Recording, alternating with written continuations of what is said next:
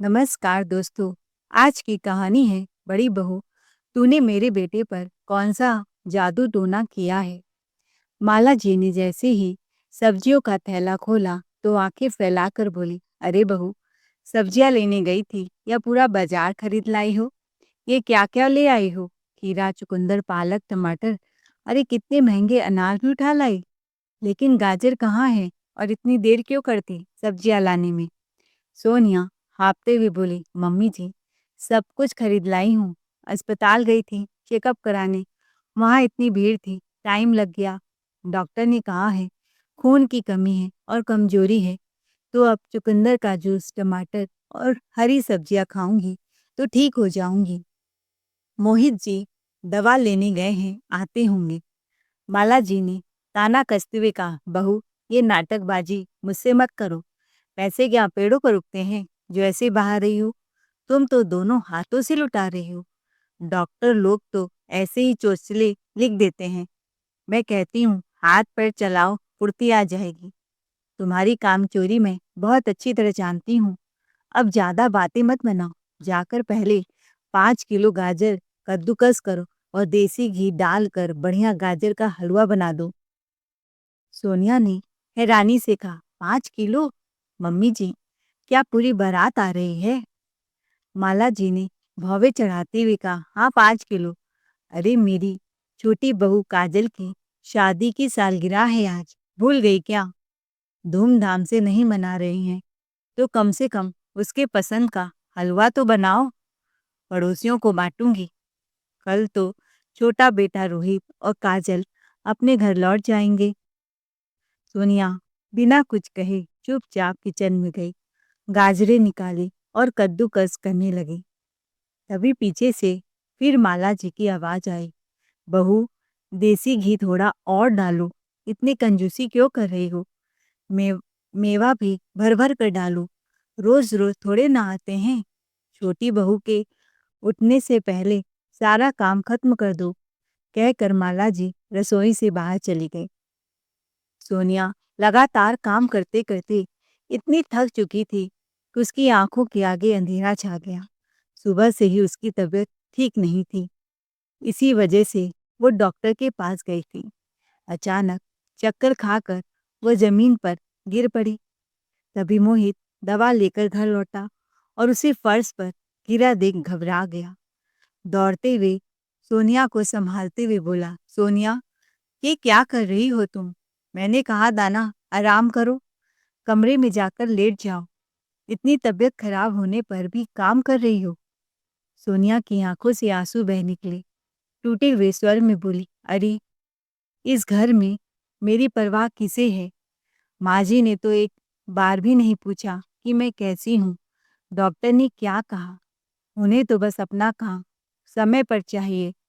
मैं तो इस घर की नौकरानी हूँ, सास की भी और देवर देवरानी की भी।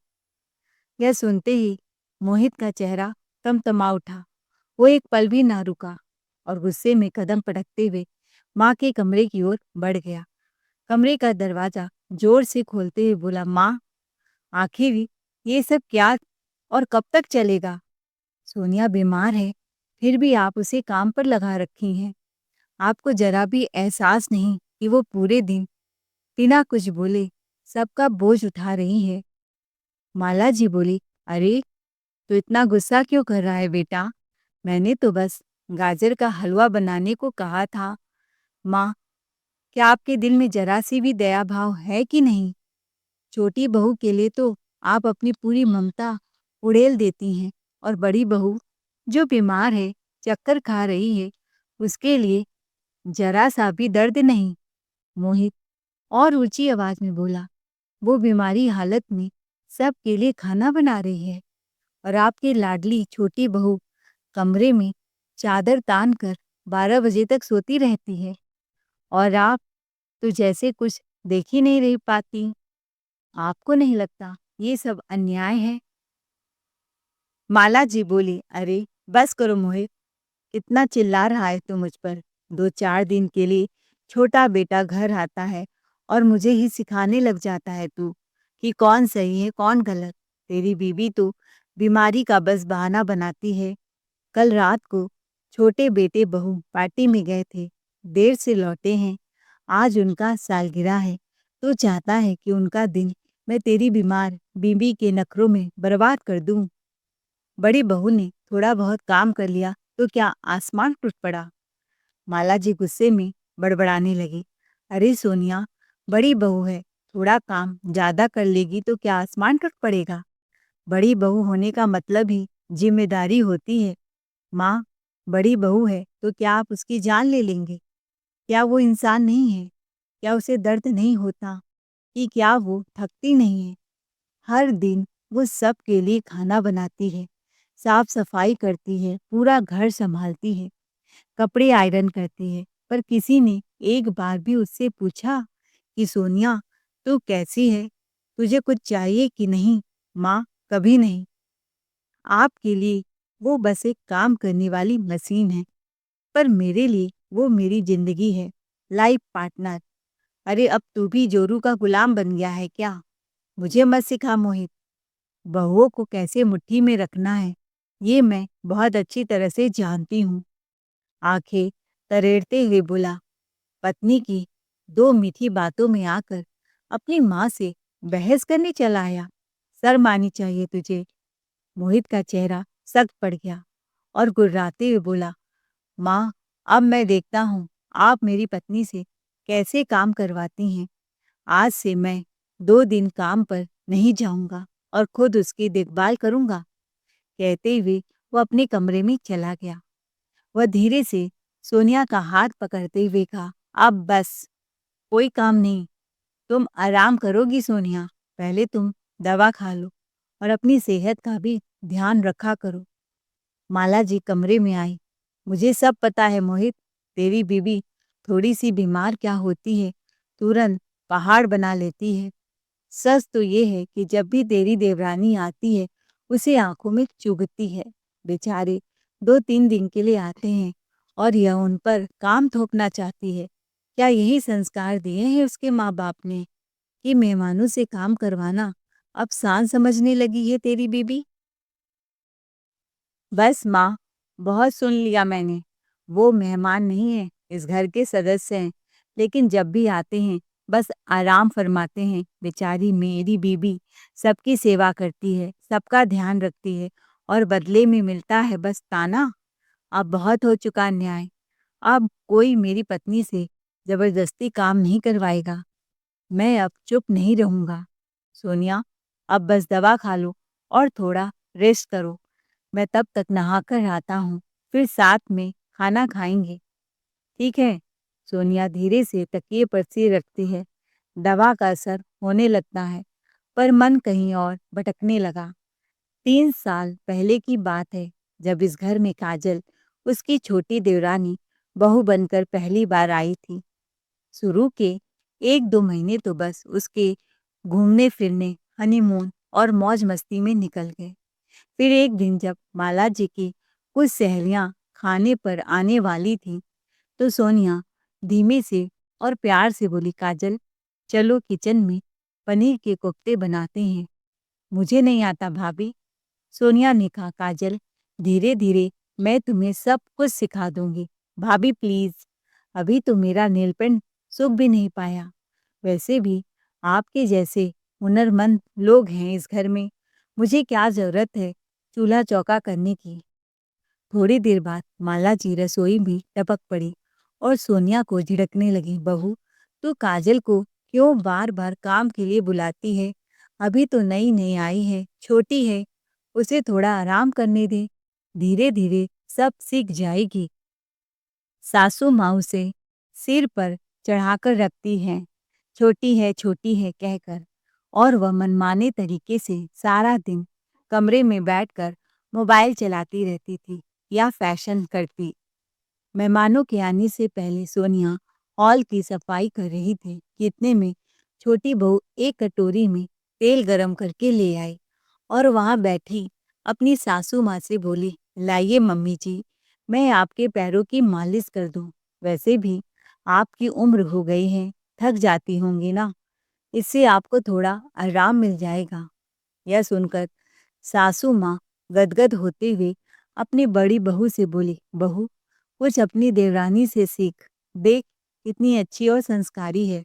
नई नई आई है, लेकिन देखा कैसे मेरे पैरों की मालिश कर रही है। तुझे 5 साल हो गए इस घर में आए, पर तुझे कुछ आया नहीं। माला जी काजल की तारीफ करते हुए बोली, जो कि शादी होकर कुछ दिन पहले ही आई थी। उनकी बात सुनकर छोटी बहू मंद मंद मुस्कुराती। आखिर उसकी तारीफ जो हो रही थी। दरअसल काम न करना पड़े, बस बैठे बैठे माला जी के पैरों की मालिश करती काजल, जबकि बड़ी बहू अपने काम में लगी रहती। उसे पता था यह तो सासू माँ का रोज का है। पहले पड़ोसियों की बहू से तुलना की जाती थी, अब खुद की छोटी बहू से तुलना कर रही हैं। उसे तो आते ही घर की सारी जिम्मेदारी दे दी गई थी, जबकि छोटी बहू को तो अभी जिम्मेदारी से काफी दूर रखा गया था। अब ऐसे में वो पैरों की मालिश कर दे तो क्या बड़ी बात है। अगले दिन काजल ने बना बनाया नाश्ता समय पर बड़ी अदब से सासू माँ के आगे परोस दिया। माँ जी, ये लीजिए, समय पर नाश्ता कर लीजिए। आपको शुगर है ना, तबीयत बिगड़ जाएगी। उसने मीठे स्वर में कहा।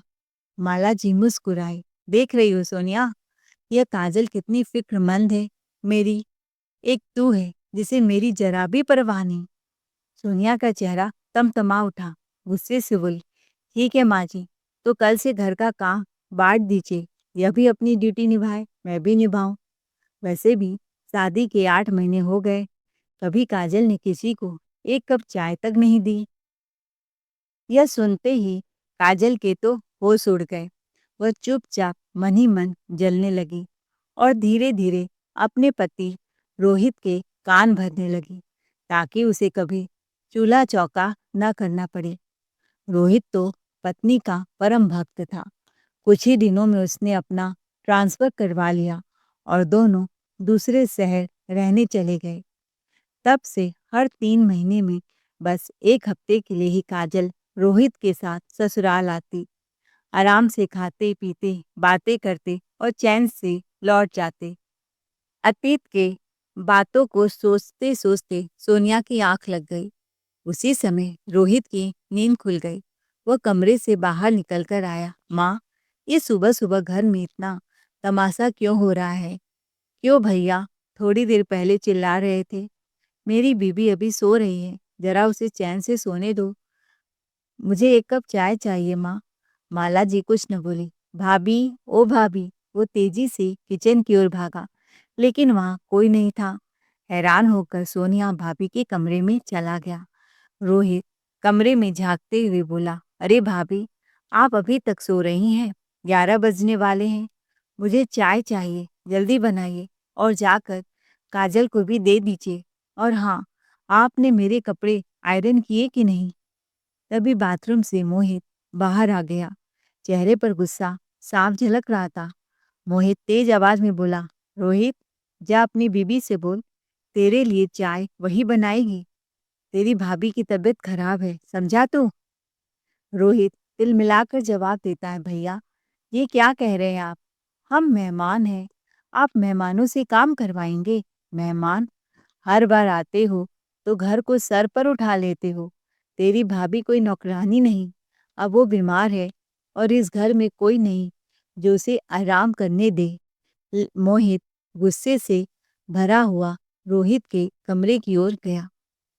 वह कमरे के दरवाजे पर जोर जोर से पीटना शुरू कर दिया। काजल की नींद टूट गई। वह नींद भरी आंखों से करवट बदलते हुए बड़बड़ाती है, क्या है रोहित? इतनी जोर से दरवाजा क्यों पीट रहे हो?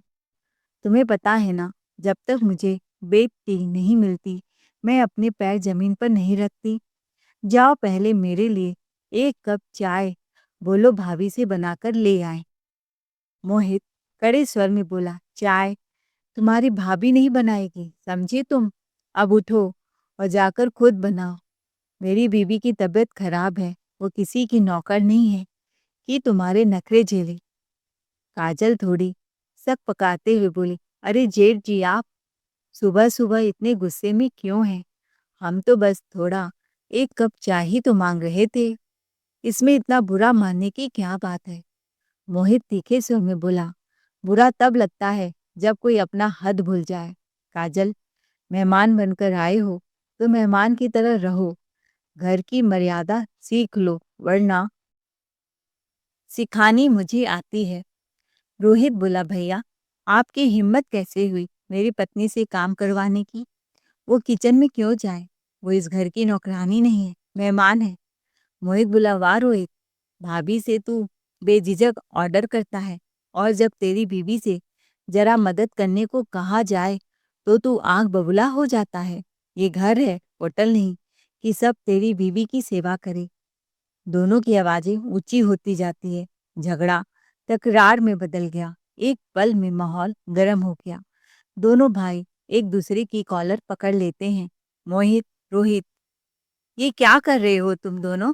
माला जी गुस्से में दरवाजा पटकते हुए कमरे में दाखिल होते हुए बोली, अरे यह क्या तमाशा लगा रखा है तुम दोनों ने? क्या इसी दिन के लिए मैंने तुम्हें बड़ा किया था? और ये सब किसके लिए हो रहा है? उस महारानी के लिए जो बिस्तर पर बीमारी का नाटक करके पड़ी है। हे राम, जब भी देवरानी इस घर में कदम रखती है ये बड़ी बहू बीमारी का बहाना बना लेती है। अब तो इसके कलेजे में ठंडक पड़ गई होगी। दोनों भाई आपस में भिड़ गए हैं इसके वजह से। सोनिया चुपचाप सब सुन रही थी। उसकी आंखों से आंसू छलक पड़े। बेटा मोहित, छोटी बहू काजल की तो नींद तक तूने खराब कर दी। आज उसका सालगिरह है और तू उसे काम करने को बोल रहा है। शर्म नहीं आई? माँ, यह कोई पहली सालगिरह नहीं है। शादी को 3 साल हो चुके हैं और मैंने कौन सा पहाड़ उठाने को कहा है? थोड़ा सा चाय और नाश्ता बनाने को बोला था बस। काजल अब बिस्तर से उठ खड़ी हुई, बाल ठीक करते हुए बोली, जेठ जी, मैं खाना क्यों बनाऊं? आप तो इतने बड़े पद पर हैं, ऑनलाइन खाना मंगा लीजिए। आजकल तो डिलीवरी बॉय भी 5 मिनट में पहुंच जाते हैं। देख लिया माँ, यही संस्कार है तेरी इस पढ़ी लिखी बहू काजल के। एक दिन ब्रेड बटर और चाय भी बनाकर सबके लिए नहीं ला सकती और मेरी बीबी इनकी गुलामी करे। इधर काजल तैयार होकर किसी रेस्टोरेंट में खाने चली गई। न तो किसी के लिए चाय बनाई, न कुछ और किया। वहीं मोहित ने ब्रेड बटर और चाय बनाकर अपनी पत्नी को किसी तरह खिलाया और खुद खाया। शाम का समय था। मोहित हॉल में बैठा चुपचाप कुछ काम कर रहा था। कुछ ही देर में काजल और रोहित रेस्टोरेंट से लौट आए। उसी समय मोहित का फोन बज उठा और वह किसी से बात करने लगा। यार, उस जमीन की कीमत तो बहुत बढ़ गई है। कम से कम 1 करोड़ में ही बेचूंगा। मुझे उसके लिए अच्छा सौदा चाहिए। वो दादा के जमाने की जमीन है। मैं उसे सस्ते में नहीं जाने दूंगा। यह सुनकर रोहित और काजल एक दूसरे को देखने लगे। जैसे ही मोहित ने फोन रखा तो माला जी ने जिज्ञासा भरे स्वर में पूछा, कौन सी जमीन की बात कर रहे थे मोहित? तेरे दादा ने कि कौन सी जमीन है जो मुझे नहीं पता था? मोहित ने समझाते हुए कहा, माँ, जब पिताजी बीमार थे तब उस जमीन के कागज गिरवी रखे थे और मरने से पहले वो कागज पिताजी ने मुझे दिए थे। मैंने कुछ समय पहले पैसे देकर वो कागज छुड़वाए हैं। अब वहाँ की कीमतें उछल गई हैं। सोचा क्यों न उसे बेच दूं, करोड़ों का फायदा होगा। रोहित चिल्लाकर बोला, वाह भैया, तो ये बात है। आप तो पूरा हिस्सा अकेले हड़पना चाहते हैं। उस जमीन पर मेरा भी हक है। वो हमारे दादा पूर्वजों की कमाई थी और मुझे उसका बराबर हिस्सा मिलना चाहिए। आपने अकेले बेचने की सोची कैसे? मोहित हैरान होकर उसकी तरफ देखता है। अरे, तू कौन होता है हिस्सा मांगने वाला? कब से हिस्सेदार बन गया तू? तू तो इस घर का मेहमान है। 2-4 दिन के लिए आता है, होटल में ठहरता है। 5 स्टार होटल वाली सर्विस चाहिए होती है। सोते खाते पीते हो, फिर चले जाते हो और अब बाप दादा की संपत्ति पर दावा कर रहे हो। क्यों माँ? आपने ही तो कहा था कि रोहित और काजल मेहमान हैं, तो फिर अब ये हिस्सा कैसे मांग रहे हैं? माला जी एक पल को घबरा गई। उनका चेहरा उतर गया। माला जी हकलाते हुए बोली, अरे मैंने तो बस यूं ही कहा था। 2-4 दिन के लिए रहने आने वालों को मेहमान ही तो कहते हैं। क्या गलत कहा मैंने? पर इसका मतलब ये तो नहीं कि तू अपने भाई का हिस्सा हड़प लेगा। हाँ भैया, मैं अपना हिस्सा लेकर रहूंगा। मेरी बीबी की बीमारी तुम सबको नाटक लगती है। न तो उसकी हालत जाननी है, न मदद करनी है। तुम्हें तो बस हिस्सेदारी का मतलब सूझता है। काजल आगे बढ़कर बोली, भैया आप यह सोचकर हमारा हक नहीं छीन सकते। 2 भाई हैं तो बराबर का हिस्सा होना चाहिए। अगर जरूरत पड़ी तो हम कानून का मदद लेंगे। हम पीछे हटने वाले नहीं हैं। हाँ भैया, काजल ठीक कह रही है। मुझे भी अपना हिस्सेदारी चाहिए। रोहित बोला, मैं यहाँ से कहीं नहीं जाऊंगा जब तक मेरा हक नहीं मिल जाता। मोहित बोला, वह गिरवी पड़ी जमीन मैंने छुड़वाई। मेरे पैसे लगे हैं तो मैं उसे बेचूं या जो मर्जी आए वो करूं। यह मेरा फैसला है। तुम कौन होते हो फैसला करने वाले? अगर तुम्हारे सामने फोन आ गया तो इसका मतलब यह नहीं कि तुम जमीन के हकदार बन जाओगे। भैया आप बड़े हैं तो इसका फायदा उठा रहे हैं। आपने पैसे लगाकर जमीन छुड़वाई, यह कैसे साबित करोगे? हम भी अपना हिस्सा चाहते हैं। ठीक है, हिस्सा चाहिए, पर पहले थोड़ी जिम्मेदारी भी निभाओ। काजल तुम भी वही करो जो घर वालों के लिए करना चाहिए। सुबह से माँ और हम लोग ब्रेड बटर खा रहे हैं। कोई गरम गरम नाश्ता नहीं, न खाना मिला। कुछ दिन तुम घर की देखभाल करके दिखाओ जैसे सोनिया जिम्मेदारी निभाती है, तब मैं जमीन के मामले पर सोचूंगा। रोहित ने आंखों ही आंखों में काजल को इशारा किया किचन में जाने के लिए। काजल झटपट से रसोई में जाकर तरह तरह के व्यंजन तैयार कर दिए। दाल, चावल, रोटी, सब्जियां, सब कुछ सुगंध से महक उठा। वह थाल में सारा खाना सजाकर सीधा सोनिया के कमरे में पहुंची। सोनिया ने जैसे ही काजल को देखा वह हैरान हो गई। वह सोचने लगी, आज सूरज पश्चिम से कैसे उग गया। काजल, ये सब तुमने बनाया है? काजल मुस्कुराई और बोली, दीदी आप बस आराम से खाना खाइए। मैं अभी आपके लिए गरम गरम रोटियां लेकर आती हूँ। आपको बिस्तर से उठने की जरूरत नहीं है। आपकी तबीयत वाकई ठीक नहीं लग रही है। सोनिया यह सुनकर कुछ पल के लिए निशब्द रह गई। उसने हैरानी से अपने पति की तरफ देखा, जो बस हल्की मुस्कान लिए खड़ा था। उसने धीरे से कहा, अब देखो सोनिया, कैसी सेवा हो रही है तुम्हारी। तुम बस आराम करो, अब तुमसे कोई काम नहीं करवाएगा। माला जी भी अब अपनी छोटी बहू काजल की मदद करने लगी। यह नजारा देखकर मोहित भी हैरान हो गया।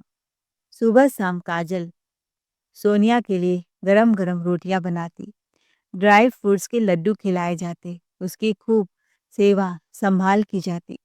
जूस सूप सब उसे दिया जाने लगा। कुछ ही दिनों में उसकी तबीयत में सुधार दिखने लगा। 1 हफ्ते में उसकी कमजोरी लगभग गायब सी हो गई। अब वह उठने बैठने लगी और चेहरे पर फिर से वही पुरानी रौनक लौट आई। शादी को 5 साल बीत चुके थे और यह पहली बार था जब सोनिया को लगातार 1 हफ्ते तक सुकून भरा आराम नसीब हुआ था। एक सुबह रोहित ने अपने बड़े भाई मोहित से कहा, भैया अब कई दिन हो गए हैं, हमें वापस जाना है। आप बताइए उस जमीन के बारे में क्या सोचा है आपने? माला जी और काजल दोनों की नजरें एक साथ मोहित के चेहरे पर टिक गई। वे उसके जवाब का बेसब्री से इंतजार कर रहे थे। मोहित कुछ पल चुप रहा, फिर थोड़ा बनावटीपन ओढ़ते हुए बोला, कौन सी जमीन रोहित? तुम किस जमीन की बात कर रहे हो? यह सुनते ही रोहित के पसीने छूट गए। उसकी आंखें फैल गई, जैसे किसी ने अचानक उसके सर पर हथौड़ा मार दिया हो। काजल भी दंग रह गई। काजल ने तुरंत बात संभालते हुए कहा, भैया वही जमीन जिसके बारे में आप फोन पर किसी एजेंट से बात कर रहे थे। आपने कहा था ना कि उसके करोड़ों रुपए आपको मिलेंगे। मोहित खिलखिलाकर हंसते हुए बोला, अरे ऐसी कोई जमीन है ही नहीं। मैं तो बस तुम्हें अपनी जिम्मेदारियों का एहसास कराने के लिए ऐसा कह रहा था। यह सुनते ही माला जी की आंखें फटी रह गई। रोहित का चेहरा गुस्से से लाल हो उठा। वह चीखते हुए बोला, भैया अब झूठ मत बोलिए, आप हमारे साथ छल कर रहे हैं। मुझे मेरा हिस्सा चाहिए, बस। माला देवी सोनिया के कमरे में पहुंची। तूने मेरे बेटे पर क्या जादू टोना किया है कि वह तेरे वश में हो गया है? अपने भाई का हिस्सा हड़पना चाहता है? मोहित बोला, माँ बस, आपको तो मेरी बीवी की बीमारी भी नाटक लग रही थी ना। आप जाइए यहाँ से। मैंने कहा ना, कोई जमीन नहीं है। तुम्हें लगता है मैं किसी से फोन पर सौदा कर रहा था? तुम्हारी शक की हद हो गई। हाँ, मैं ही था जो फोन पर बात कर रहा था, पर वो कोई असली सौदा नहीं था। यह सब मैंने जानबूझकर नाटक किया था ताकि माँ की आंखों से पर्दा हट सके। वो छोटी बहू को सिर पर चढ़ाए घूम रही थी। अब देख लिया ना माँ, इन लोगों का लालच कैसे पैसों के लालच में पिछले 1 हफ्ते से काजल घर का सारा काम दौड़ दौड़ कर रही थी। इससे पहले तो अपनी 1 कप चाय तक बनाने को तैयार नहीं थी तुम्हारी बहू। यह सुनकर माला जी हैरान हो गई। काजल गुस्से से बोली, भैया हम पर झूठे इल्जाम मत लगाइए। यह सब बहाने हैं। असल में आप पैसे दबा रहे हैं। साफ साफ कहिए, हमारे हिस्से के पैसे निकालिए। रोहित की हफ्तों से ऑफिस की छुट्टी आपके चक्कर में बर्बाद हो गई।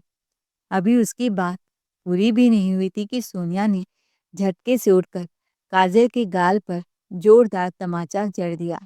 काजल, लगता है तुम्हें अब बड़ों से बात करने की तहजीब ही भूल गई हो तुम। जब भैया ने साफ साफ कह दिया कि कोई जमीन है ही नहीं, तो क्या वो बात तुम्हारे दिमाग में नहीं उतर रही? तुम लोगों को तो शर्म आनी चाहिए। तुम्हारा लालच अब पूरे परिवार के सामने उजागर हो चुका है।